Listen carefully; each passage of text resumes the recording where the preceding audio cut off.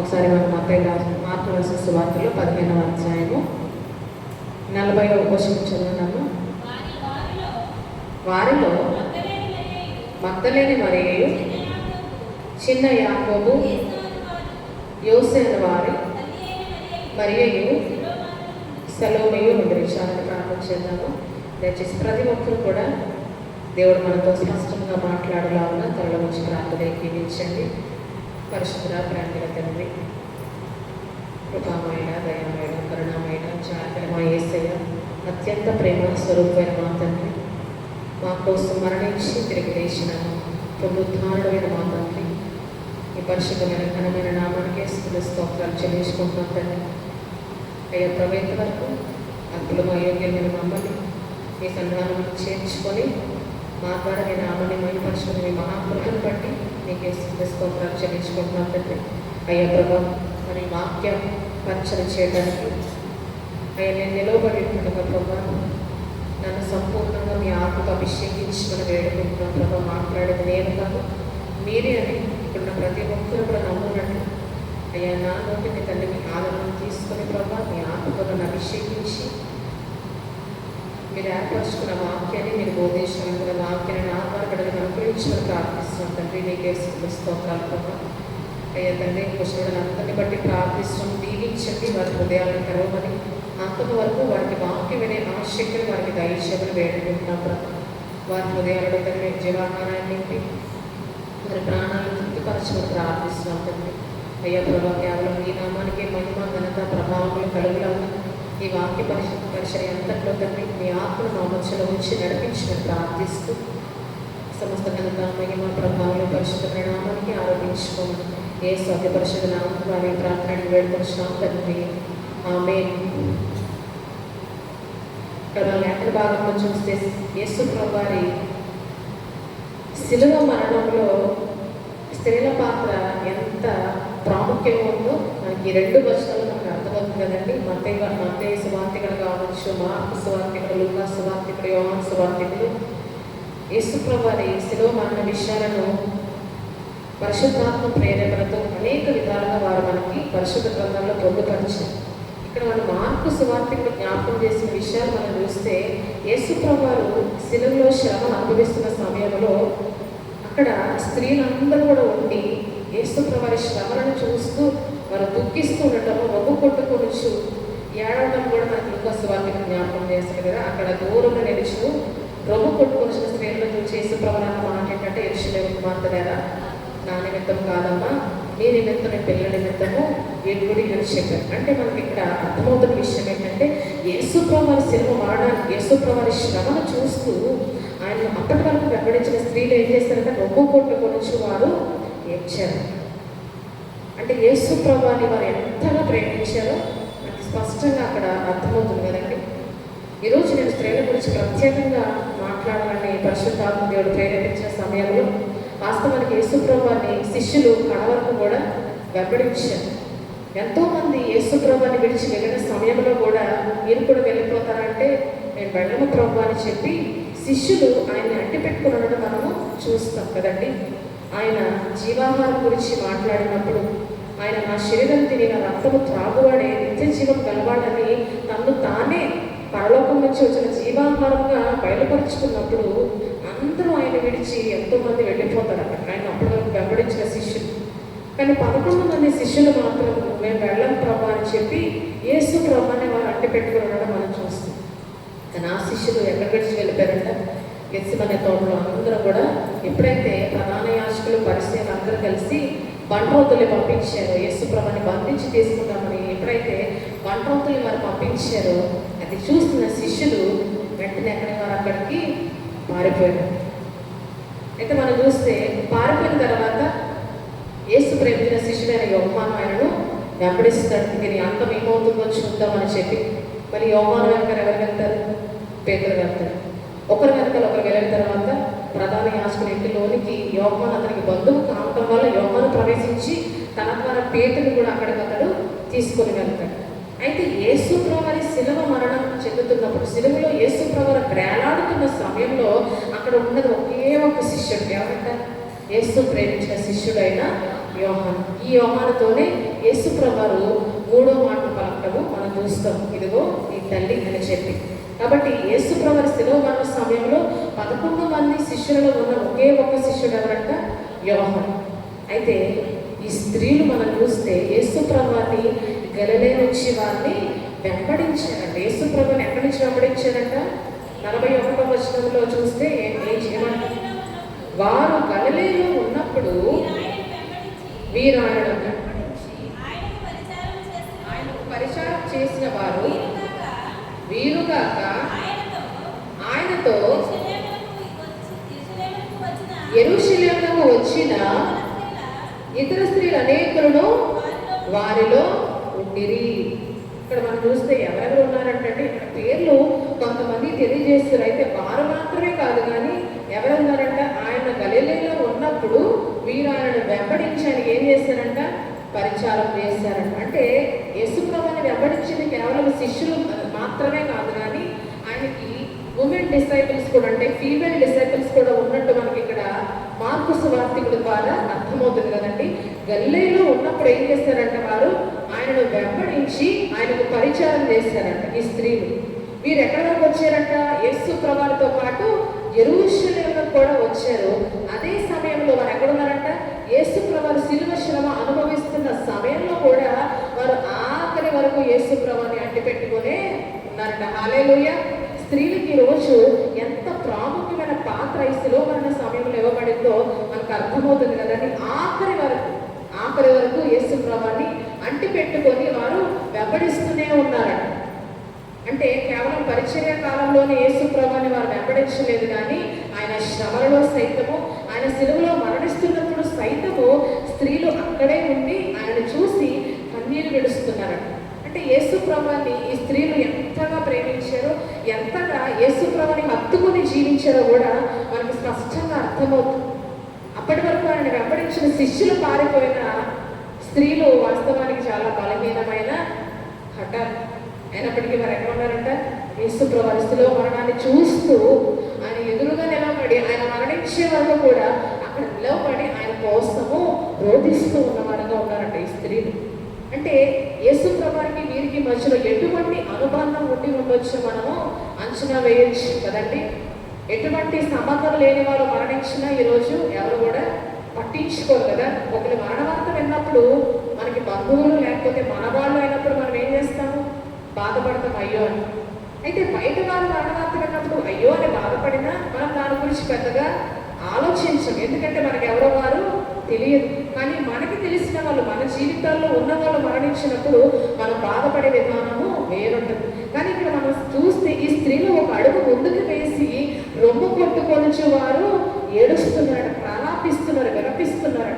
అంటే వారు రోధించే విధానం కూడా ఎంతో గొప్పదిగా ఉంది. యేసుప్రభు ఎవరు అంతగా యేసుప్రభుతో ఒక గొప్ప అనుబంధాన్ని ఈ స్త్రీలు కలిగి ఉన్నారంట.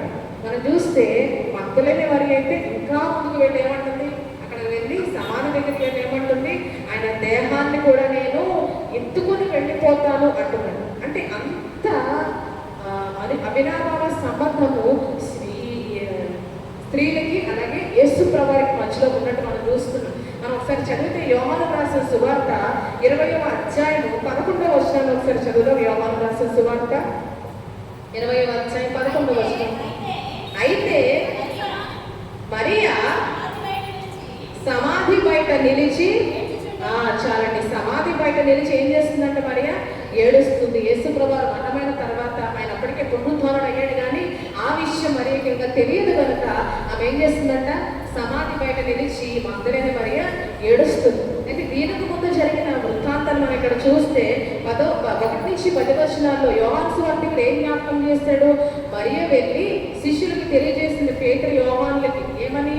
మేము సమాధిని చూసాము, రాయి పొరలించి ఉంది, కానీ అక్కడ ప్రభువు లేడు అని చెప్పి వారికి తెలియచేసినప్పుడు, ప్రభువుని ఎవరో ఎత్తుకొని పోయారని తెలియచేసినప్పుడు పేతురు యోహాను వెంటనే ఈమె చెప్పింది ఎంతవరకు నిజమో ఎంతవరకు సత్యమో తెలుసుకుందామని వారు పరిగెట్టి వచ్చారంట.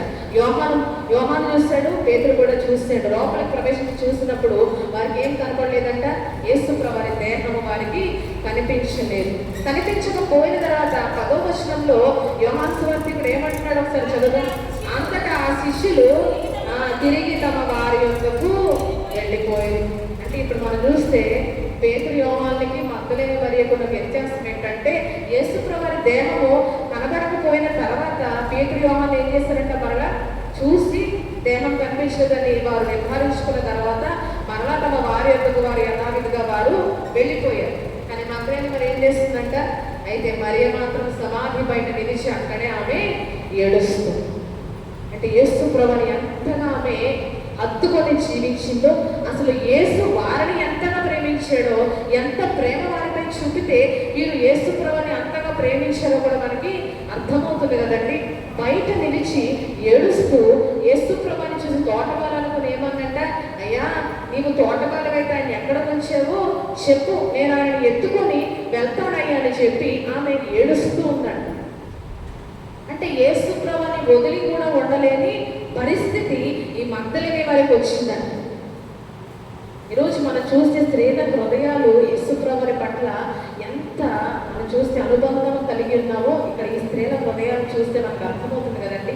యేసు ప్రభువు మరణించిన తర్వాత ఆ మరణ వార్తను విన్న ఈ స్త్రీలు, అయ్యో యేసు లేని జీవితాన్ని మేము ఎలా ఊహించుకోమని చెప్పి మగ్దలేని ముఖ్యంగా అసలు యేసు ప్రభువు లేకుండా ఉండలేని క్షణంగా అన్నమాట ఏంటంటే, ఆయన ఎక్కడ ఉంచావో చెప్పు, కనీసమైన దేహాన్నైనా సరే నేను తీసుకొని వెళ్ళటానికి ఆమెకు శక్తి ఉందో లేదో తెలియదు, కానీ ఏమంటుందంట, నేను ఎత్తుకొని వెళ్ళిపోతాను. అంటే అంతగా ఆమె హృదయంలో యేసు ప్రభువు పట్ల అపారమైన ప్రేమ నిండుకొని ఉంది కనుకనే ఆయనను విడిచి ఉండలేని మగ్దలేని మరియ ఆయన సమాధి నుంచి వెళ్ళకుండా, ఆయన సమాధి వద్ద నుంచి వెళ్ళకుండా బయట నిలిచి ఏడవటం మొదలు పెట్టిందంట. మనం ఆలోచన చేస్తే ఈరోజు స్త్రీల హృదయాలు ఎంత మనం చూస్తే ఎంత యేసు ప్రభువుని పట్ల ఏ రీతిగా ఉన్నాయో ఈరోజు ఆయన కూడా చూస్తున్నాడని మనం తెలుసుకోవాలి. ఎందుకంటే ఇక్కడ యేసు ప్రభువుతో పాటు ఎవరున్నారంటే, యేసు ప్రభువు పునరుత్థానమైనప్పుడు మగ్దలేని మరియ ఉంది, కానీ శిష్యులు మాత్రం ఏం చేశారు, పేతురు యోహానులు వెళ్ళిపోయారు. బహుశా వారు అక్కడ నిలిచి ఉంటే యేసు ప్రభువు వారికి కనిపించేవారేమో, కానీ పేతురు యోహానులు ఏం చేశారంట, వారు అక్కడి నుంచి వెళ్ళిపోయారు. కరెక్ట్గా వారు వెళ్ళిపోయిన తర్వాత యేసు ప్రభువు ఆమె వెనకాలకి వచ్చి నిలబడి మరియా అని ఆమెకు తన పునరుత్థాన వార్తను, దర్శనాన్ని ఆమెకు ప్రకటించారంట. అంటే యేసు ప్రభువు ఈ ఆధిక్యతని, ధన్యతని వాస్తవానికి ఎవరికి ఇవ్వాలనుకున్నారంట, ఒక స్త్రీ ఆయన ఇవ్వాలనుకున్నాడు. కాబట్టి ఆయన పేతురు యోహానులకు కనబడకుండా ఎవరు కనబడ్డారు, మగ్దలేని మరియకు ఆయన కనబడ్డారు. అంటే స్త్రీలు పురుషుల కంటే ఎందులోనూ తక్కువ కాదు అని చెప్పటానికి ఎన్నో రుజువులు యేసు ప్రభువు ఇక్కడ మనకి చూపించారు కదండి. మరియా అని చెప్పి తను తాను కనపరుచుకుని మగ్దలేని మరియని ఎవరికైనా చెప్పానంటే, నీవు వెళ్ళి ఈ వార్తను శిష్యులకు ప్రకటించు అని చెప్పి యేసు ప్రభువు మగ్దలేని మరియను పంపించడం మనం చూస్తాం. చాలాసార్లు కొంతమందికి ఈ బాధ ఉంటుంది ఏంటంటే, పురుషులు ఎలాంటి వాళ్ళైనా దేవునికి పురుషులంటే ఇష్టము అనుకుంటారు కదండి. కానీ వాస్తవానికి ఆయన పార్షల్ గాడ్ అయితే ఆయనకు పక్షపాతము ఏ మాత్రం కూడా లేదండి. ఆయనకి స్త్రీ అని, పురుషుడని, గ్రీసు దేశస్థుడని, యూదుడని ఆయనకి ఎటువంటి భేదము కూడా లేనే లేదని ఈరోజు మనం తెలుసుకోవాలి. అందుకనే ఆయనే స్వయముగా తానే కొండ మీద నుంచి తనకి ఇష్టమైన వారిని పిలుచుకొని అపోస్తలులని ఎవరికైతే పేరు పెట్టాడో వారికి మొదలు కనబడకుండా ఎవరికి కనిపించాడంట, మగ్దలేని మరియకి కనిపించాడంట. మనకి తెలియని విషయం అంటే శిష్యులే కాదు, కానీ గలిలయ నుంచి ఆయన ఎంతో మంది స్త్రీలు వెంబడించి ఆయనకు పరిచయం చేశారని మనం ఈరోజు తెలుసుకోవాలంటే, తనకు పరిచయం చేసే అవకాశాన్ని కేవలం పురుషులకు మాత్రమే కాదు, కానీ స్త్రీలకు కూడా అదే సమయంలో ఆయన ఇచ్చాడు అని మనం తెలుసుకోవాలి కదండి. తనకు పరిచయం చేసే అవకాశం ఎవరికి ఇచ్చాడంటే యేసు ప్రభువు స్త్రీలకు ఇచ్చాడు. గలిలయ నుంచి ఆయనకు పరిచారం చేస్తూ ఆయన వెంబడిస్తూనే ఉన్నారంట. వారు ఆయన మీద ప్రేమతో యెరూషలేముకు కూడా రావటము జరిగింది. అందుకనే యేసు ప్రభువు శిలువ మరణ సమయంలో స్త్రీలు మాత్రమే అక్కడ ఉన్నారు కనుక ఆయన ఆఖరి మాటలు వినే భాగ్యం ఎవరికి దక్కిందంట, ఈ స్త్రీలకు దక్కింది.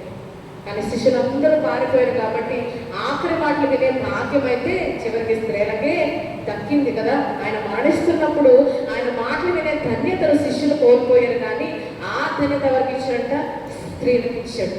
కాబట్టి ఈరోజు స్త్రీలు దేవుని దృష్టిలో తక్కువ వారు కాదని, స్త్రీలు దేవుని దృష్టిలో ఎందుకు పనికిరాని వారు కాదని మనం ఈరోజు గుర్తించారు కదా. స్త్రీలు బలహీనమైన ఘటనని దేవుడు చూశాడు కాబట్టి, స్త్రీల హృదయాలు ఎటువంటివో దేవుడు చూశాడు కాబట్టి, వారి హృదయాల యొక్క మనోభావాలు దెబ్బతిన్నప్పుడు యేసు ప్రభువు ఖచ్చితంగా మనం రెస్పాండ్ అవడం కూడా చూస్తాం కదా. మరియా యేసు ప్రభువుని అభిషేకించడానికి ఒక అత్తరు తీసుకొని అత్తరు కొట్టి పగలగొట్టినప్పుడు యూదా ఆమెను గద్దించినప్పుడు వెంటనే అక్కడ యేసు ప్రభువు ఇంటర్ఫీర్ అవడం చూస్తాం మనం కదా.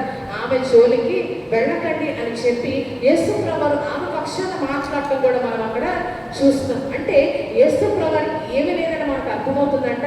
పక్షపాతం లేని దేవుడని మనకు ఆయన బట్టి ఆయన మాటలు బట్టి అర్థమవుతుంది. కాబట్టి ఈ రోజు మనం చూస్తే ఇక్కడ మగ్దలేనే మరియ కూడా యేసు ప్రభువుని ఎంతగానో ప్రేమించింది. కాబట్టి మొదట పునరుత్థానుడైన తర్వాత ఆయన దర్శనాన్ని చూసే భాగ్యము ఈ మగ్దలేనే మరియ దక్కించుకుంది. అయితే దక్కించుకున్న ఈమె ఇంకొక బాధ్యతను కూడా యేసు ప్రభువుని అప్పగించారు. ఏంటంటే నీవు వెళ్ళి నా శిష్యుల వద్దకు వెళ్ళి నేను ఆయన యొద్దకు ఎక్కిపోవచ్చున్నానని చెప్పి వారికి చెప్పు అమ్మా అని చెప్పి మరియను యేసు ప్రభువుని పంపించడం మనం చూస్తాం. వాస్తవానికి యేసు ప్రభువు శిష్యులకు చెప్పడానికి ఒక దూతను కూడా వాడుకోవచ్చు కదండి. శిష్యులకి వర్తమానం ప్రకటించడానికి వాస్తవానికి యేసు ప్రభువు ఒక దూతను కూడా వాడుకోవచ్చు. ఎందుకంటే వాస్తవానికి ముందు మగ్దలేనే వారు యేసు ప్రభువుని చూడకముందు వీరికి ప్రకటించింది కూడా, స్త్రీలకు ప్రకటించింది కూడా ఎవరంట? ఒక దూత. లూకా రాసిన సువార్తలో 24వ అధ్యాయం ఒకసారి మనం చదువుదాము. 24వ అధ్యాయం 1వ వచనం నుంచి చదవండి ఒకసారి. ఆదివారం తెల్లవారుచుండగా ఆ స్త్రీలు తాము సిద్ధపరిచిన సుగంధ ద్రవ్యములను తీసుకొని సమాధి వద్దకు వచ్చి దొరిలింపబడి ఉండడం చూచి లోపలికి వెళ్ళిన గాని కనబడలేదు. వారికి ఏమీ తోచమై ఉండగా ఇద్దరు మనుష్యులు వారి యొక్క నిలవబడి వారు భయపడి నేలపోపి ఉండగా సజీవుడైన వారిని మీరెందుకు మృతుల్లో వెతకుచున్నారు? ఆయన ఇక్కడ లేడు, ఆయన లేచి ఉన్నాడు. గలిలయలో నుండి ఉండినప్పుడు మనుష్య కుమారుడు పాపిష్టులైన అప్పగింపబడి సిలువ వేయబడి లేవవలసి ఉన్నదని జ్ఞాపకం చేసుకున్నాడని వారితో అనిరి. ఇక్కడ మనం చూస్తే యేసు ప్రభువుని వద్దకు సమాధి వద్దకు ఎవరైనా ఆదివారం తెల్లవారుచుండగా స్త్రీలు అందరూ కూడా సుగంధ ద్రవ్యాలను తీసుకొని యేసు ప్రభువుని దేహానికి పూయటానికి వారు ఎంతో ప్రేమతో వెళ్ళారు. వెళ్ళినప్పుడు రాయి దొరిలింపబట్టు వారు చూసి లోపలికి వెళ్ళిన సమయంలో యేసు ప్రభువుని పునరుత్థాన వార్త ఎవరు ప్రకటించారంటే వీళ్ళకి దేవదూతలు ప్రకటించారు కదండి. దేవుని దూతలు వారికి చెప్పిన విషయం ఏంటంటే సజీవుడైన వారిని మీరెందుకు మృతుల్లో వెతకుచున్నారు? ఆయన ఎప్పుడో లేచాడు కాబట్టి మీరు వాస్తవాన్ని సత్యాన్ని గ్రహించండి అని చెప్పి దేవదూతలే స్వయంగా ఎవరు ప్రకటించారంట? స్త్రీలకు ప్రకటించారు. కానీ ఇదే వర్తమానము శిష్యులకు కూడా యేసు ప్రభువు ఏం చేయొచ్చు? తన దూత ద్వారా ప్రకటించవచ్చు. ఎందుకంటే పేతురు యోహాను కూడా ఎక్కడికి వెళ్ళారు? మగ్దలేనే మరి ఎప్పుడైతే నేను ప్రభువు దేహాన్ని చూడలేకపోయాను ఆయన ఎవరు ఎత్తుకొని వెళ్ళారు, రాయి అయితే దొర్లింపబడి ఉన్న సత్యాన్ని ఆమె వారికి తెలియజేసినప్పుడు ఇది వాస్తవమా కాదని చెప్పి పేతురు యోహాను కూడా అక్కడికి వెళ్ళడం మనం చూస్తాం. కానీ పేతురు యోహానుకి ఎటువంటి దేవదూత కూడా వారికి కనిపించలేదు. వారికి లోపల యేసు ప్రభువు దేహము కనిపించలేదు. అదే సమయంలో యేసు ప్రభువు దూత కూడా వారికి కనిపించలేదు. వారు సందిగ్ధ పరిస్థితిలోనే బయటికి వచ్చారు. కానీ స్త్రీలను యేసు ప్రభువు సందిగ్ధ స్థితిలో విడిచిపెట్టలేదు. కానీ లోపలికి వెళ్ళిన తర్వాత ఏంటి ఏమై ఉంటుంది అని ఆలోచించుకుంటున్న సమయంలో వారిని యేసు ప్రభువు అదే సందిగ్ధ స్థితిలో విడిచిపెట్టలేదు. కానీ తన దూతల ద్వారా వారికి సత్యాన్ని తెలియజేసినట్టు ఏంటంటే ఆ సత్యము ఆయన లేచి ఉన్నాడు, ఆయన పునరుద్ధానుడయ్యన్న సత్యాన్ని స్త్రీలకి స్వయంగా తన దూత ద్వారా దేవుడు తెలియజేశాడు.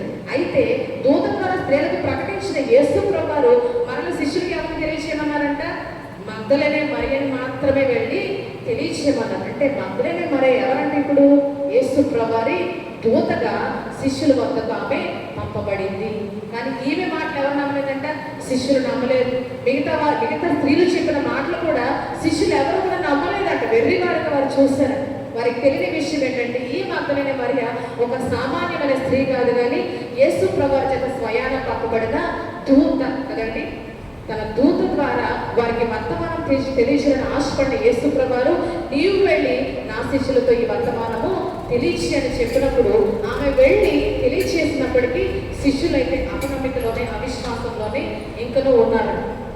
మనం ఆలోచన చేస్తే ఈరోజు స్త్రీలకు ఎన్నిసార్లు ఆయన ప్రాముఖ్యతను ఈ పరిశుద్ధ గ్రంథంలో ఇచ్చాడో మనకి లేఖన భాగాలు చదువుతున్నప్పుడు స్పష్టంగా అర్థమవుతుంది.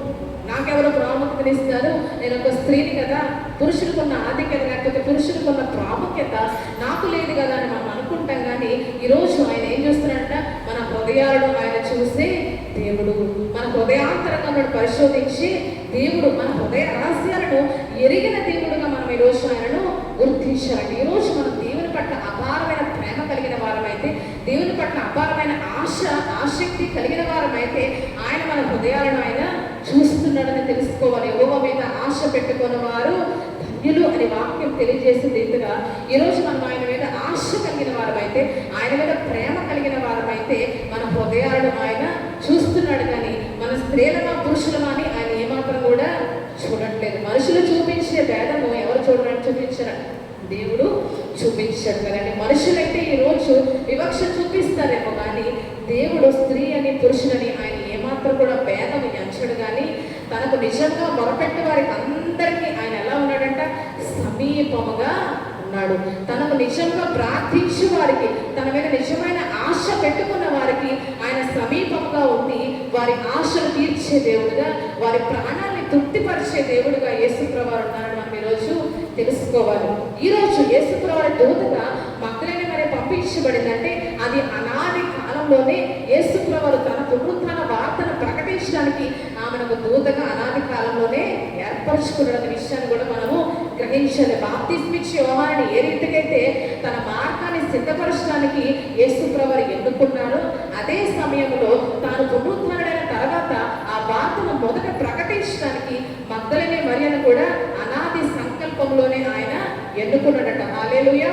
ఈరోజు మనం ఈ సత్యాన్ని గ్రహించగలిగితే మగ్దలేనే మరియలాగా మనము కూడా దేవుని పట్ల ప్రేమ, విశ్వాసము, నమ్మిక, కృతజ్ఞత కలిగి ఉండగలిగితే దేవుడు మనల్ని కూడా హెచ్చించడానికి ఆయన సిద్ధంగా ఉన్నాడంట. మగ్దలేనే మరి ఎంత ఘనత ఇచ్చాడంట.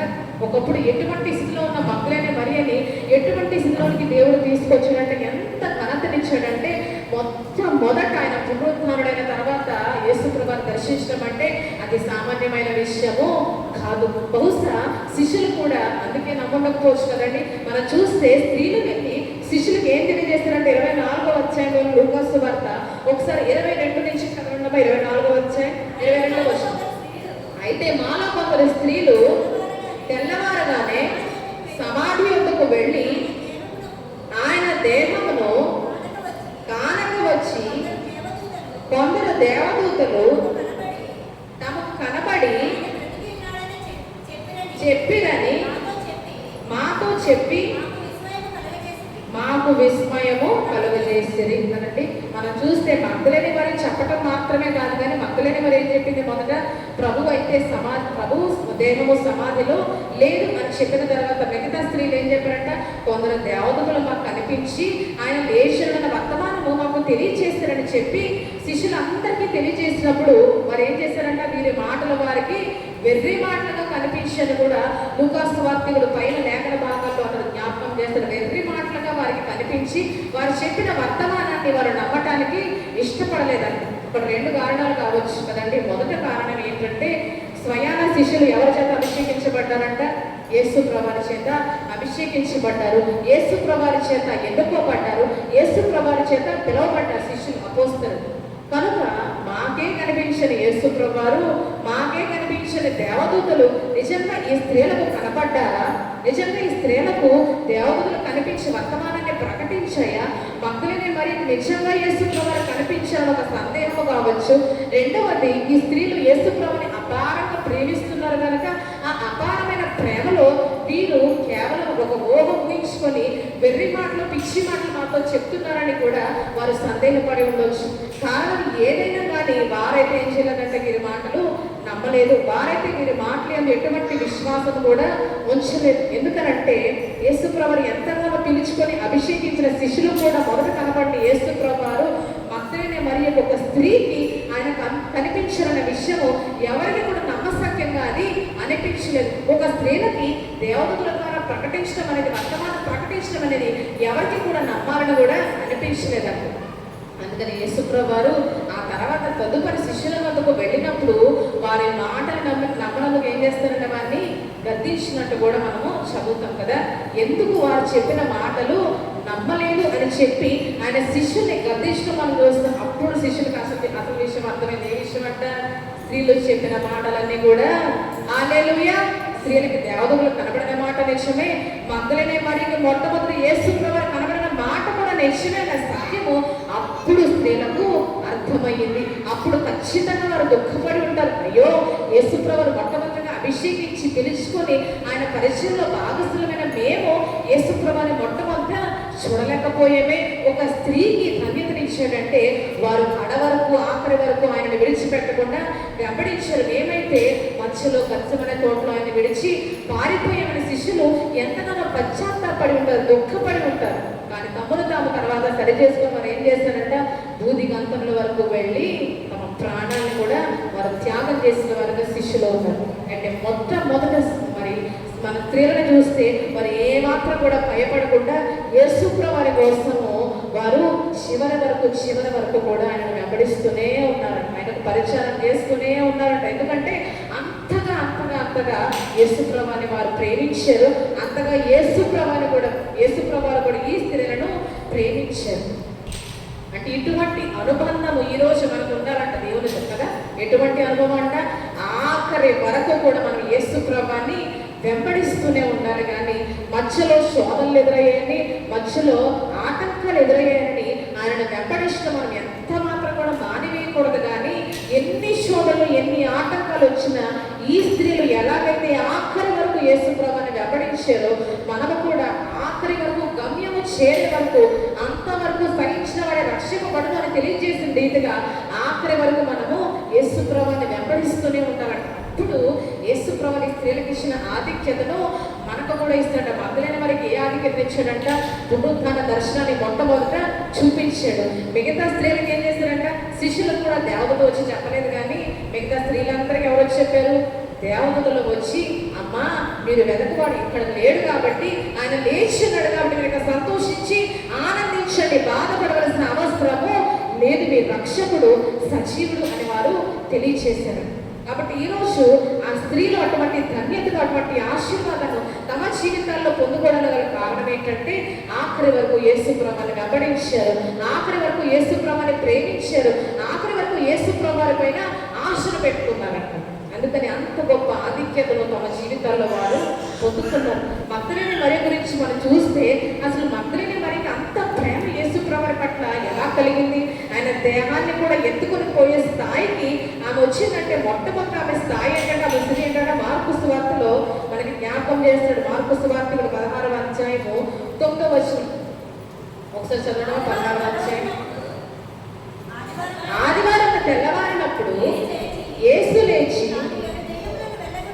7 దెయ్యములను వెళ్ళగొట్టిన మగ్దలేనే మరియకు మొదట కనబడిన. మొదట ఈమె ఎవరంటే ఈమె స్థితి ఏంటంటే 7 దెయ్యాల చేత బాధించబడ్డ స్త్రీగా, పీడించబడ్డ స్త్రీగా ఈ మగ్దలేనే మరియ ఉందని మనకు తెలియజేస్తుంది మార్కు సువార్తికుడు. అయితే మనం చూస్తే కనాను స్త్రీ కన్నా కుమార్తె గురించి మొరపెట్టుకున్న సందర్భాన్ని మనం ఆలోచన చేస్తే, నా కుమార్తె దెయ్యము పట్టి ఒక మాట అంటే అక్కడ బహు బాధపడుచున్నదని ఆమె కేకలు వేసింది. అంటే ఒక దెయ్యానికి ఆమె కుమార్తె బహు బాధపడిన స్థితిలోనికి వెళ్ళిపోతే ఈ మగ్దలేనే మరియకి ఎన్ని పట్టాయని దెయ్యాలు? 7 దెయ్యాలు. ఒక దెయ్యము పట్టిన ఆ కనాను స్త్రీ కుమార్తె బహు బాధపడుచున్నదని ఆమె అక్కడ స్పష్టంగా జ్ఞాపకం చేస్తే, మరి మగ్దలేనే మరియలో 7 దురాత్మలు, 7 అపవిత్రాత్మలు ఉన్నప్పుడు ఆమె ఎంతగా బాధపడి ఉంటుందో మనం అంచనా వేయచ్చు. ఆమె బాధకు మనం ఆలోచిస్తే పరిమితి కూడా ఉండదు కదండి. అంటే దెయ్యాలు ఆమె ఏ రీతిగా బాధించి మనకు రాయబడలేదు. కానీ తను తానే గాయపరుచుకునే విధంగా శానా అనే దెయ్యములు పట్టిన వ్యక్తిని అతన్ని పీడించినట్టు మనం చదువుతాం కదా. అతను ఏం చేశాడంటే, శానా అనే దెయ్యములు పట్టిన వ్యక్తి సమాధుల్లోనికి వెళ్ళి అరుస్తూ కేకలు వేస్తూ రాళ్లతో ఏం చేసుకున్నాడంట? తను తానే గాయపరుచుకునేవాడంట. అంటే దెయ్యాలు ఏం చేస్తాయంటే ఈరోజు మనల్ని మనమే బాధించేలా చేస్తాయి, మనల్ని మనమే గాయపరుచుకోవాలా చేస్తాయి. అది కూడా ఈ స్త్రీలో 7 దెయ్యాలు ఉన్న సమయంలో ఈ మగ్దలేనే మరి ఎంతకాలం పీడించబడిందో మనకు తెలియదు, కానీ 7 దెయ్యాల చేత ఎంత బాధ అనుభవించుంటుందో మనము అర్థం చేసుకోవచ్చు. అంత భయంకరమైన స్థితిలో ఉన్న ఈమెను యేసుప్రభు ఒక్క క్షణంలో ఆమెకు విడుదల ఇచ్చారంట. అందుకనే మగ్దలేనే మరి ఎంత దూరం వెళ్ళిందంటే యేసుప్రభు కోసము ఆయన దేహాన్ని కూడా ఎత్తుకొని వెళ్ళిపోయే స్థాయికి ఆమె వెళ్ళిందంటే కారణము అంత భయంకరమైన దుర్భరమైన స్థితిలో నుంచి తనను యేసుప్రభుని విడిపించారు కాబట్టి తన గత జీవితాన్ని ఆమె ఏ రోజు కూడా మర్చిపోలేదండి. బహుశా ఎవరు అనుకుంటారు, ఈమె 7 దెయ్యాల చేత ఈ రోజు పీడించబడుతుంది, ఈమెకు ఒక రోజు యేసుప్రభు పునరుద్ధరణ తర్వాత మొట్టమొదటి ఈమెకే కనిపిస్తారన్న విషయము ఎవరికి కూడా తెలియదు. మగ్దలేనే మరియకు కూడా ఏమాత్రం కూడా తెలియకుండా నిస్వార్థంగా యేసుప్రభుని వెంబడించింది. కేవలము తన భయంకర దుర్బలస్థితి నుంచి యేసుప్రభు ఆమెను విడిపించారు కాబట్టి యేసుప్రభుని పట్ల ఆమె హృదయంలో కృతజ్ఞత భావము నిండిపోయింది, ప్రేమ నిండిపోయింది, విశ్వాసం నిండిపోయింది. అందుకని యేసు లేకుండా నా జీవితాన్ని నేను ఊహించుకుని అనుకున్న మగ్దలేనే మరియ ఆయన మరణ వార్త విన్నప్పటికీ ఆయన దేహాన్ని ఎత్తుకొని వెళ్ళతానని చెప్పి యేసుప్రభుని ఆమె బతిమలాడుకుంటున్నాడు. ఈరోజు మనం చూస్తే అంత కృతజ్ఞత భావం ఎందుకు వచ్చిందంట? పాపాత్మల స్త్రీ మనం చూస్తే ఆ సందర్భంలో యేసుప్రభుని ఏమంటారు, ఆమె విస్తార పాపములు క్షమించబడి ఉన్నవి కనుక ఆమె విస్తారంగా ప్రేమించింది అని తెలియజేసిన రీతిగా ఈమె భయంకరమైన ఘోరమైన దుర్బలమైన స్థితిలో ఉన్నప్పుడు అట్టి స్థితి నుండి యేసుప్రభుని పైకి లేవనెత్తిన సమయంలో ఆమె హృదయంలో విస్తారమైన ప్రేమ యేసుప్రభుని పట్ల కలిగిన ఆ ప్రేమ ఎక్కడి వరకు ఆమెను తీసుకెళ్ళిందంట? యేసుప్రభుని శిలువ మరణం వరకు మాత్రమే కాదు, కానీ ఆయన మరణించిన తర్వాత సైతం ఆయన సమాధి వద్ద నుంచి ఆమె వెనక్కి తిరిగి వెళ్ళలేకపోయిందంట. అంతగా యేసుప్రభుని ఆమె ప్రేమించింది. యేసు లేని జీవితాన్ని నేను ఊహించుకోవాలని అనుకున్నాను. అంతగా బాధపడుతుంది కాబట్టి ఆమెను ఓదార్చడానికి నేను బ్రతికే ఉన్నానమ్మా, నేను లేచానని చెప్పి మరియా అని చెప్పి యేసుప్రభుని ఆమెను ధైర్యపరుస్తూ పిలిచారంట. ఇంకా మనం చూస్తే మగ్దలేనే మరి హృదయంలో ఎంత ఆనందం వచ్చి ఎందుకంటే ఆమె హృదయం ఎంతగా వేదన చెంది ఉంటుందో యేసుప్రభుని మరణించినప్పుడు మనకు ఆమె మాటలో అర్థమవుతుంది. మరి యేసుప్రభుని వచ్చి మరియా అని పిలిచినప్పుడు ఆమె హృదయం ఎంత పరవశించి ఉంటుందో కూడా మనకి అర్థమవుతుంది కదా. అంటే ఈరోజు అంత కృతజ్ఞత ప్రేమ ఎలా వచ్చిందంటే అంత దుర్బలమైన స్థితిలో ఆమె జీవితం గత జీవితము ఉంది కాబట్టి ఈరోజు మన జీవితంలో ఆయన అనేకమైన కార్యాలు చేశాడు కదండి. మగ్దలేనే మరియ జీవితంలోనే కాదు, కానీ మనం ఇప్పుడున్న మనందరం కూడా మనము తలపోసుకుంటే మన జీవితాల్లో ఎన్నో గొప్ప కార్యాలు చేశాడు. రాదు అనుకున్న స్వస్థతని ఆయన మనకిచ్చాడు. పొందుకోలేము అనుకున్న దాన్ని పొందుకునేలా చేశాడు. చూడము అనుకున్న దాన్ని చూసేలా చేశాడు. ఇక ఈ ఉద్యోగం నాకు రాదు అనుకున్న సమయంలో ఆ ఉద్యోగం ఇచ్చాడు. ఇక నేను ఏదైతే చూడలేనో ఏదైతే చేయలేనో అని మనం అనుకున్నామో అవే మన జీవితంలో ఆయన చేసి చూపించాడు. ఎన్నో మహత్కార్యాలు ఎన్నో గొప్ప కార్యాలు మన జీవితంలో చేసిన యేసుప్రభుని ఈ మగ్దలేనే మరియ వలె మనం ఈరోజు ప్రేమిస్తున్నామా? మన హృదయంలో ఇటువంటి కృతజ్ఞత భావము ఉందా? ఈరోజు అంత కృతజ్ఞత భావం ఉంటే మనం కూడా మరేలాగా యేసుప్రభుని విడిచి ఉండలేము కదండి. అసలు యేసుప్రభు లేని జీవితాన్ని ఏమే ఊహించుకునే స్థితికి ఆమె వెళ్ళిపోయింది.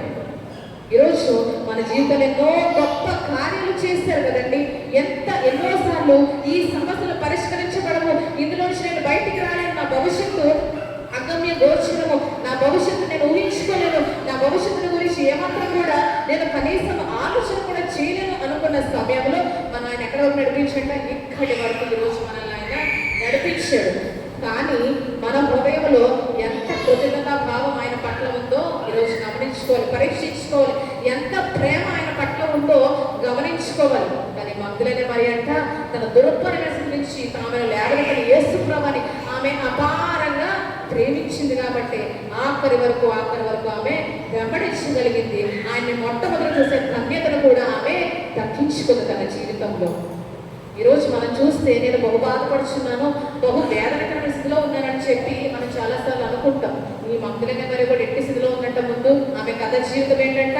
బహు బాధపడుచున్న స్థితిలో ఉందంట. 7 దెయ్యాల చేత పీడించబడుతున్న స్థితిలో ఉందంట. కానీ ఆమెను దేవుడు ఏం చేశాడు? లేవనెత్తాడు. లేవనెత్తిన తర్వాత ఆమె ఎలా మారిపోయింది? ఒక్కసారిగా యేసుప్రభుని లేకుండా ఉండలేని విధంగా మారిపోయింది. ఈరోజు మన జీవితంలో శ్రమలను ఎలా మలుస్తాడంట, మన జీవితంలో శోధన ఎలా మలుస్తాడు. ఎవరికి రాని శోధన నాకే వచ్చింది, ఎవరికి రాని అవమానం నాకు వచ్చింది, ఎవరికి రాని నాకే వచ్చిందని మన ఉదయాల్లో ఎన్నోసార్లు ఉదయ రోజుల్లో ఎవరికి చెప్పుకోలేక రహస్యంగా మనం కారుస్తున్న కన్నీరు ఈరోజు దేవుడు చూస్తున్నాడు. కానీ ఎందుకు ఆ శోధనలు అంగీకరించాడో తెలుసా అండి?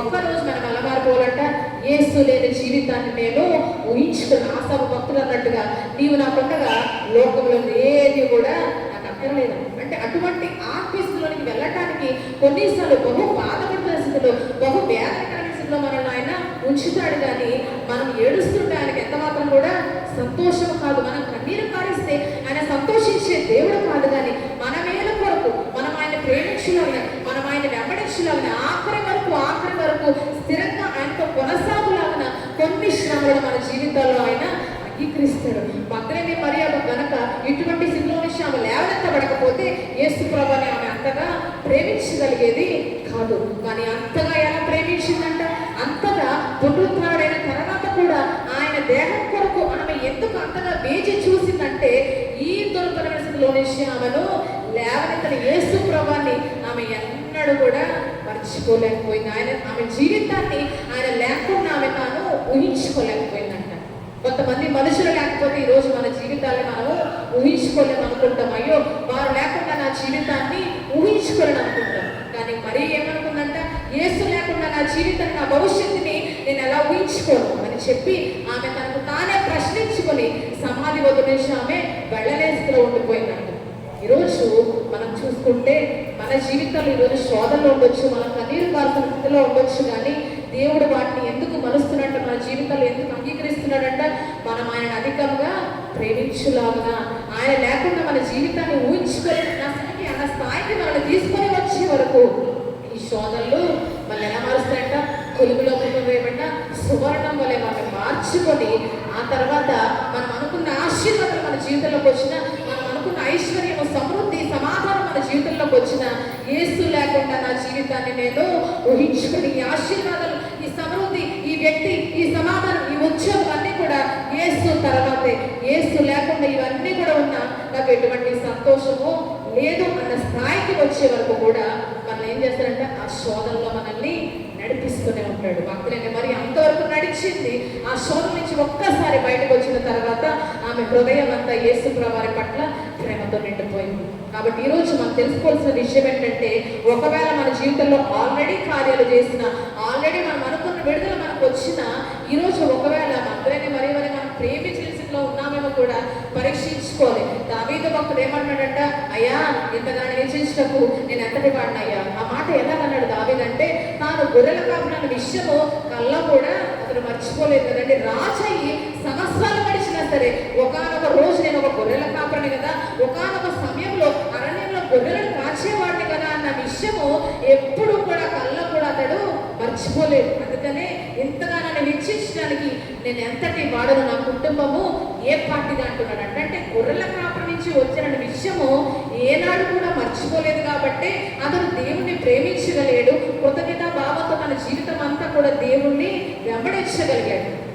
ఈరోజు మనం చాలాసార్లు మర్చిపోతాం. అదే మనకున్న మైనస్ కదండి. కొన్నిసార్లు మనం ఒక్కసారి మన స్థితి మార్చబడిన తర్వాత ఎక్కడి నుంచి వచ్చామో మనం పూర్తిగా మర్చిపోతాం. ఎక్కడి నుంచి వచ్చామో మర్చిపోతే ఆయన ప్రేమించలేదు, ఎక్కడి నుంచి వచ్చామో మర్చిపోతే ఆయన వెంబడించలేదు, ఎక్కడి నుంచి వచ్చామో మర్చిపోతే కృతజ్ఞతతో మనం కొనసాగలేం. కానీ మగ్గలేని వారు ఎందుకు ఆయన ఆఖరి వరకు వెంబడించగలిగిందంటే, ఒకనొకప్పుడు నేను 7 దెయ్యాల చేత బహుబాధపడ్డానే, మనుషులందరూ నన్ను చూసి ఎరణ చేసుకునేవారే, మనుషులందరూ కూడా అసహించుకోబడిన స్థితిలో నేను ఉన్నాను కదా ఒకనొక సమయంలో. కానీ ఈ రోజు ఒక సామాన్యమైన స్త్రీ వలె అందరితో, జన సమూహాల్లో నేను అందరితో కలిసి ఈరోజు వెలుగుతున్నానంటే, సంచరించగలుగుతానంటే, జీవించగలుగుతున్నానంటే దానికి కారణము యేసు ప్రభువే కదా అన్న విషయము ఏనాడు కూడా మర్చిపోలేదు. కాబట్టి ఆఖరి వరకు ఆయన్ను ఆమె వెంబడించగలిగింది. కాబట్టి ఈరోజు ఒకవేళ మన జీవితంలో దేవుడు చేసిన కార్యాన్ని మనం మర్చిపోయాలనుకుంటున్నామో, మనం వెనక్కి తిరిగి వాడిని ఏం చేసుకోవాలంట, నెవరు వేసుకొని జ్ఞాపకం చేసుకొని చేసిన కార్యాలు ఎప్పుడు కూడా మర్చిపోకూడదు. నా ప్రాణమా యెహోవాను సన్నుతించుము, ఆయన చేసిన ఉపకారంలో దేనిని కూడా మరవటానికి ఈరుడిది. ఎందుకంటే ఆ ఒక్క ఉపకారం మన జీవితంలో జరగబడకపోయినా మన జీవితాలు మనకి ఇక్కడ ఉండవు. మనం ఈ స్థాయిలో ఇక్కడ నిలవబడదు. ఏ ఒక్క మేలు ఆయన చేయకపోయినా మనం ఈ స్థితిలో ఉన్న మన విషయాన్ని జ్ఞాపకం చేసుకోవాలి. ఆయన చేసిన ప్రతి ఉపకారం కూడా మనం గుర్తు చేసుకుంటూ మనం ఆయనను స్తుతించ బద్దులపోయిన జీవిత కాలం అంతా కూడా యేసు ప్రభువుని వెంబడిస్తూ ఆయన కృతజ్ఞతలు తెలుపుకున్న బద్దులపై ఉన్నామట. కాబట్టి ఈరోజు దేవుడు మనకు తెలియజేసిన వర్తమానం ద్వారా మనం తెలుసుకోవాల్సిన విషయం ఏంటంటే, స్త్రీ అయినా పురుషుడైనా యేసు ప్రభువుకి భేదము లేదు, కానీ ఆయన అందరినీ ఒకే రీతిగా ప్రేమించే గొప్ప దేవుడుగా ఉన్నాడు కనుక స్త్రీలమైన మనము ఈరోజు ఇక్కడ యేసు ప్రభువు శిలువ మరణంలో పాలిభాగస్తులైన స్త్రీల జీవితాన్ని బట్టి మనం తెలుసుకోవాల్సింది ఏంటంటే, యేసు ప్రభువుని ఆఖరి వరకు మనము వెంబడించాలి. ఆయన మన జీవితాల్లో చేసిన కార్యాలను మర్చిపోకుండా వాటిని తలపోస్తూ జ్ఞాపకం చేసుకుంటూ ఇంకా ఇంకా ఎక్కువగా ప్రతిదినం కూడా ఆయన మనము ప్రేమిస్తూ ఉండాలి. ఇంకా ఎక్కువగా ఆయన మీద మనము ఆశ కలిగి జీవించాలి.